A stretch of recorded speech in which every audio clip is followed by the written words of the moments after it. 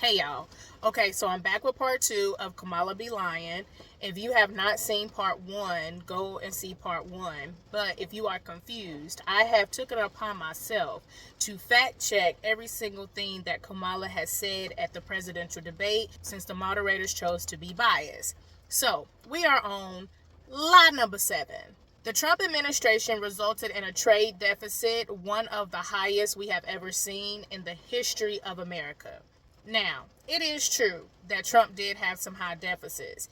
He closed his presidency out in 2020 with a deficit of around $678 billion. However, the highest deficit that this country has ever seen is probably around $945 billion, and that deficit belongs to none other than the Biden-Harris administration.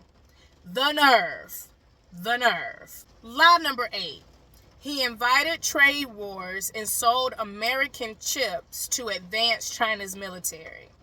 Now, the chips that she is talking about more often than not are Americans' microchips that are made from semiconductors. And most people know these microchips from like popping them in and out of your cell phone.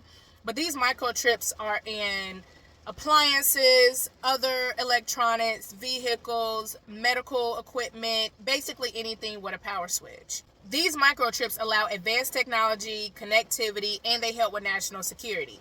Many are manufactured here in the U.S. However, because of the cost of doing business and high taxes, a lot of production has been shipped overseas to Taiwan, where production is much cheaper.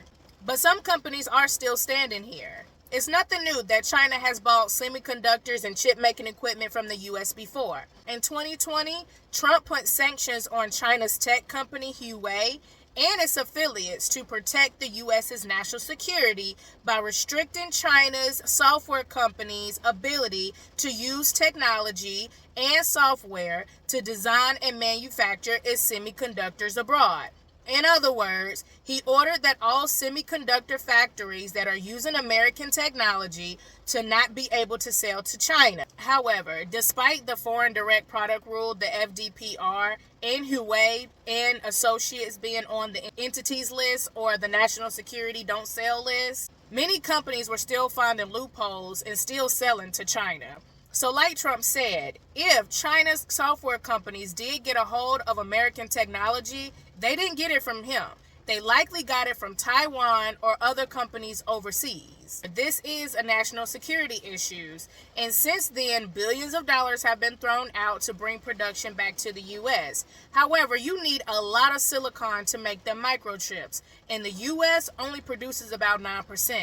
So with the cost of doing business and the lack of resources that we produce on our own here, I'm eager to see how long those businesses last. Lie number 9.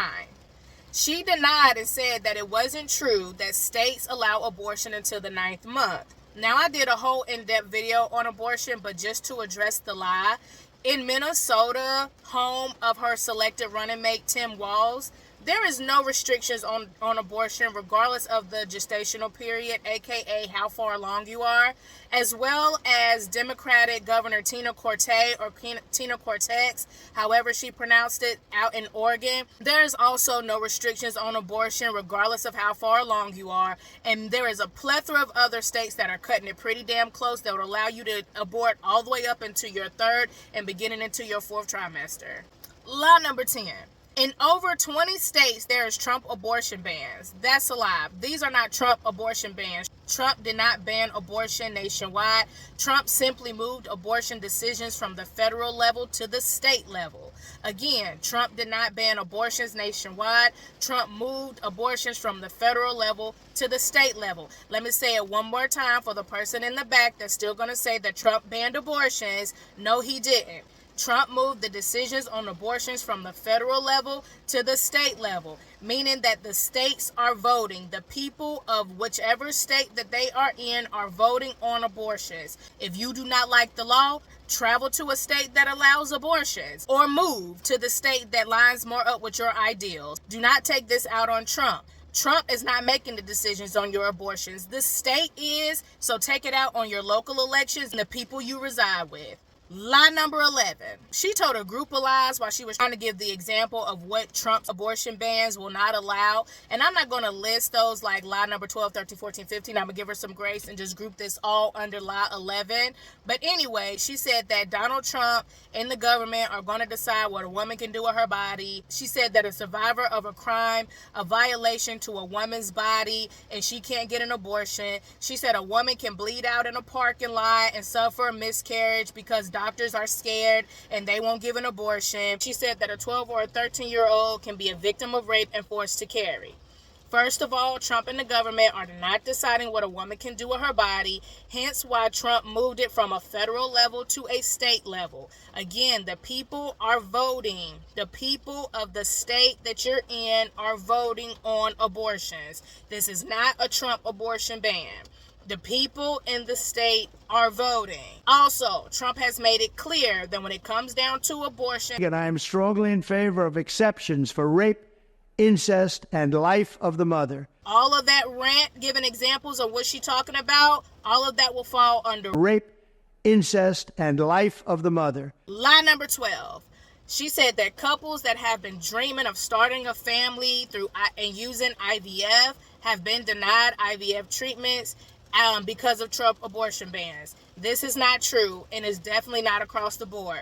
This was a couple of incidents that I think that have popped up, one specifically being in Alabama. However, let's talk about IVF. So if you don't know, IVF is a fertilization process. They usually fertilize the egg outside of the womb, creating embryos. The family can then decide what they want to do with the embryo. They can implant it in the mother, they can transfer it to somebody else, or they can choose to freeze it, etc. The controversy is that all embryos do not survive IVF, and many are discarded.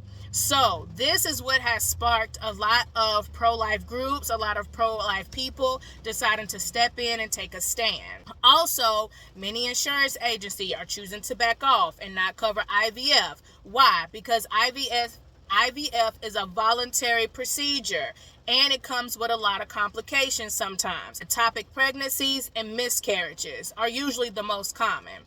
And being that this, like I said, is a voluntary procedure, if something goes wrong, insurance agencies do not want to be liable. However, Trump has stated that he is not against IVF, that he is a supporter of IVF.